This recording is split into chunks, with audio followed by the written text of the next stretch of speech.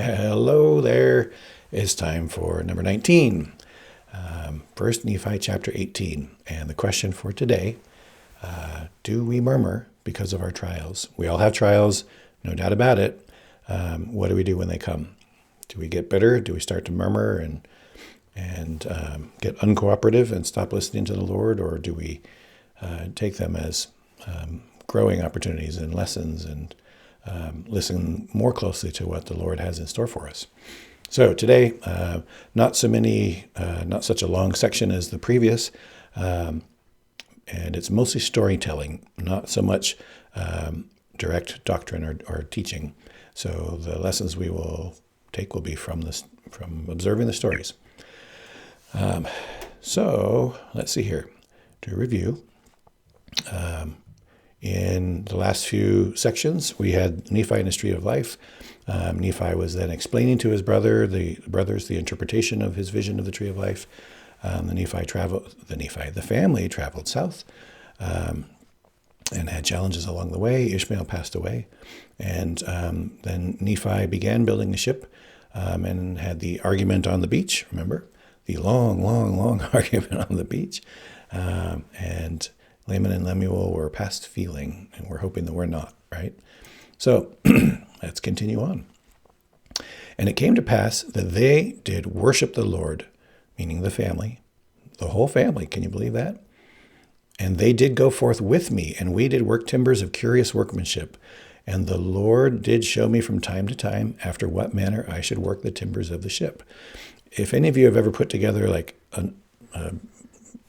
fairly large Lego model or maybe an IKEA furniture piece or something like that, you'll know that you have to look at those instructions constantly.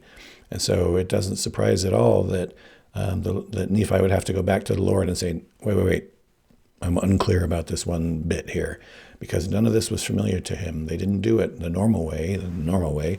They did it after the manner of the Lord. And now I, Nephi, did not work the timbers after the manner which was learned by men. Neither did I build the ship after the manner of men, but I did build it after the manner which the Lord had shown unto me. Wherefore it was not after the manner of men. But isn't that good, though, that he had the whole family working with him? Like, can you imagine literally just Nephi and Sam doing their best? And I, Nephi, did go into the mount oft, and I did pray oft unto the Lord. Wherefore the Lord showed unto me great things. And it came to pass, after I had finished the ship, according to the word of the Lord, my brethren beheld that it was good, and that the workmanship thereof was exceedingly fine. Wherefore they did humble themselves again before the Lord. And it came to pass that the voice of the Lord came unto my father, that we should arise and go down into the ship. It's an interesting thing, because as we were reading along, it's so easy, and knowing that it's Nephi is the one who's contending with his brethren and who's going and getting the instructions to build the ship and all of that. It's Nephi. And so this is a neat reminder that Lehi, his father, is the leader of the group. And the Lord came to Lehi. And isn't this interesting also? The voice of the Lord came unto my father that we should arise and go down into the ship. Tomorrow. And it came to pass that on the morrow, after we had prepared all things, much fruits and meat from the wilderness, and honey in abundance, and provisions according to that which the Lord had commanded us, we did go down into the ship with all our loading and our seeds, and whatsoever thing we had brought with us, every one according to his age. Wherefore we did all go down into the ship with our wives and our children. And now my father had begat 2 sons in the wilderness, and the elder was called Jacob, and the younger Joseph. We'll get to know them a little better coming up. But anyways, isn't it interesting that the Lord didn't say, whenever you're ready, go ahead and take off when you're ready. He said, tomorrow, go. And, it's interesting. I'm sure that the Lord knew exactly about, the conditions of the sea, weather, currents, all that sort of thing, and knew that timing was key. And okay, so now. And it came to pass that after we had all gone down into the ship, and had taken with us our provisions and the things which had been commanded us, we did put forth into the sea, and were driven forth before the winds toward the promised land. It's interesting that he says that they brought the things which were commanded them. He doesn't say they brought the things that they needed or the things that they had planned to bring or anything like that. They brought the items that were commanded. Well, how well do you suppose they knew what they would need and what they wouldn't need? And it makes me wonder, kind of looking at that wording, I wonder if there was a thing or two that the Lord said, you need to bring, a jar of goo or, a straight stick or something that they just were like, what? Are you sure? Yes, I'm sure. You need to bring that. And that, I just wonder how often that was the case, that the Lord knew what they needed and made sure, whether they understood it or not, that they did that. And after we had been driven forth before the wind for the space of many days, behold, my brethren and the sons of Ishmael, and also their wives, began to make themselves merry, insomuch that they began to dance and to sing, and to speak with much rudeness. Yea, even that they did forget by what power they had been brought thither. Yea, they were lifted up unto exceeding rudeness. Sometimes we're counseled to avoid loud laughter. And that can be confusing. What? But I'm a loud laugher, I'm actually not, but there are people who laugh loudly and they think, why is that a sin? And I don't think that they mean laughing loudly. I think that they mean like this, being rude. And, if your jubilation results in exceeding rudeness, then I think that's what we're talking about, or that's what the Lord is talking about, I should say. And that's the thing to avoid. And I, Nephi, began to fear exceedingly, lest the Lord should be angry with us and smite us because of our iniquity, that we should be swallowed up in the depths of the sea. Wherefore I, Nephi, began to speak to them with much soberness. But behold, they were angry with me, saying, we will not that our younger brother shall be a ruler over us. And it came to pass that Laman and Lemuel did take me and bind me with cords, and they did treat me with much harshness.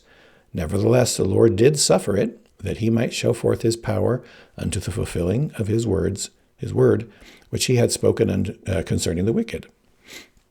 So, isn't that interesting? And boy, short fuse this time, right?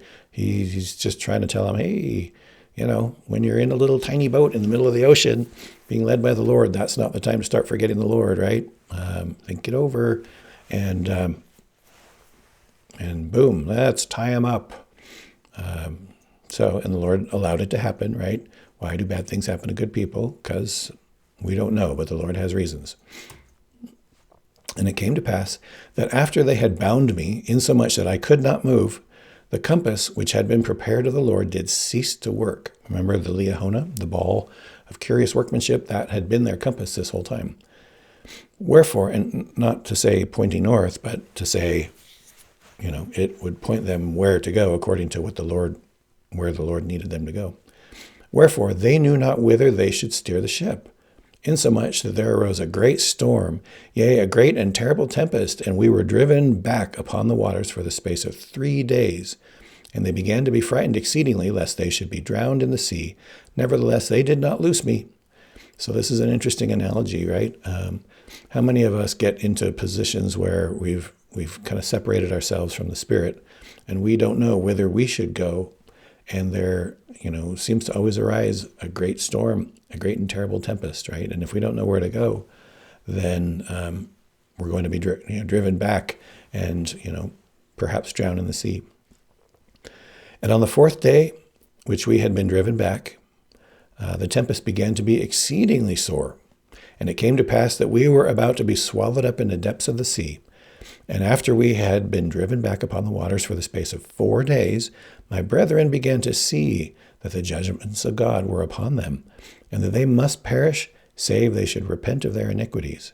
Wherefore they came unto me, and loosed the bands which were upon my wrists.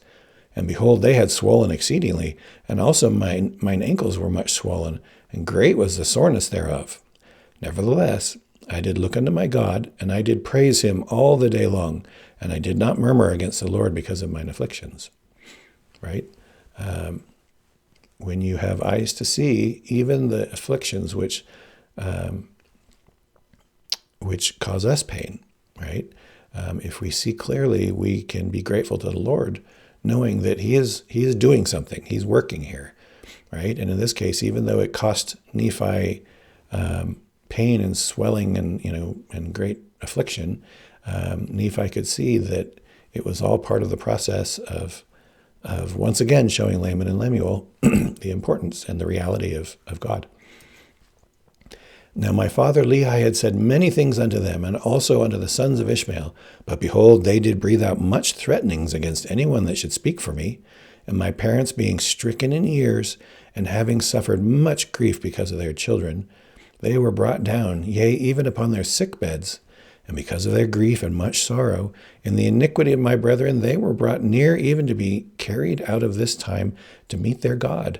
Yea, their gray hairs were about to be brought down to lie low in the dust. Yea, even they were near to be cast with sorrow into a watery grave. Imagine that.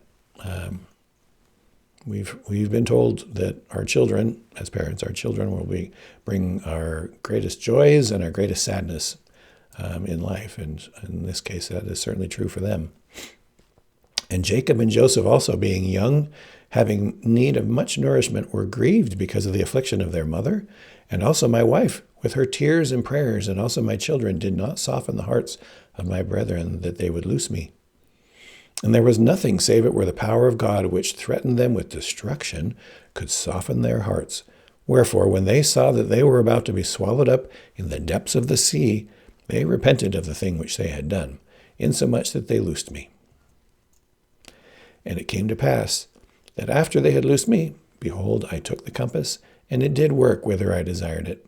And it came to pass that I prayed unto the Lord, and after I had prayed, the winds did cease, and the storm did cease, and there was a great calm. And it came to pass that I, Nephi, did guide the ship, that we sailed again towards the promised land. And it came to pass that after we had sailed for the space of many days, we did arrive at the promised land. And we went forth upon the land, and did pitch our tents, and we did call it the promised land. And it came to pass that we did begin to till the earth, and we began to plant seeds. Yea, we did put all our seeds into the earth, which we had brought forth from the land of Jerusalem. And it came to pass that they did grow exceedingly, wherefore we were blessed in abundance. It's interesting because you think, well, wherever they landed in the American continent, it's all very fertile. Why did they need to bring seeds with them? And one of the suggestions that's been proposed is that maybe just for their own health, that the type of food that was available there could have been different enough from what their stomachs could have really absorbed easily, that they needed to kind of transition. And so they brought some of their own so they could start with what they were familiar with and then transition into the native. Don't know, but I'm sure there was a good reason for it. And it came to pass that we did find upon the land of promise, as we journeyed in the wilderness, that there were beasts in the forest of every kind, both the cow and the ox, the ass and the horse, and the goat and the wild goat, and all manner of wild animals, which were for the use of men. And we did find all manner of ore, both of copper and of silver. Dyslexia here. Both of gold and of silver and of copper. So it's interesting. People have noted that there is no doubt that when the conquistadors, the explorers, the early explorers, when they arrived in the Americas, there were no horses, right? And that is correct. There were no horses at that time. They were gone. And so there's been criticism over the years of the Book of Mormon saying, hello, no horses. One of the theories that we've heard is that that there were other, there are other types of, larger deer and everything like that they may well have just said, oh, look, what should we call that? I've never seen one of those before. I don't know, let's call it a horse. And that is a common thing to do when someone with a new language is exploring a new land that has a different set of animals on it than what they're used to. We've seen that in other civilizations. But interestingly enough, there's also archaeological evidence to say that, in fact, there were horses in the Americas. They were there. And really the question is, what happened to them, that they've become extinct? And we don't have an answer for that. But either way, I don't think it's, when we see details like that we don't understand yet, for sure, the worst thing we can do is say, ugh, okay, this is a fake. Let's just burn it or whatever. Anyways, so they made it. They're in the promised land now. Yay! It seems like it's taken a while, huh? It's been about 10 years since they left. So they've all, they've got a family now, and they're bigger and older and grumpier and wiser and all sorts of different things. So, to conclude, let's come back to our questions. Do we murmur because of our afflictions? When bad things happen, do we just start to complain? Or do we sit back and say, oh, okay, I wonder what the Lord has in mind for this. What do I have to learn from this? What can I do? What should I do? I love this quote from Jeffrey R. Holland, one of our apostles. No misfortune is so bad that whining about it won't make it worse. Yeah. Wiser words were never spoken. Okay, so looking ahead, next up is 1 Nephi chapter 19. Nephi is going to make plates of gold and talk to us a little bit about those. And he's going to teach us about Christ's suffering and the scattering of Israel. And that's good stuff. And hey, 16 minutes. This is the shortest ever. All righty. Thank you. And we will see you next time.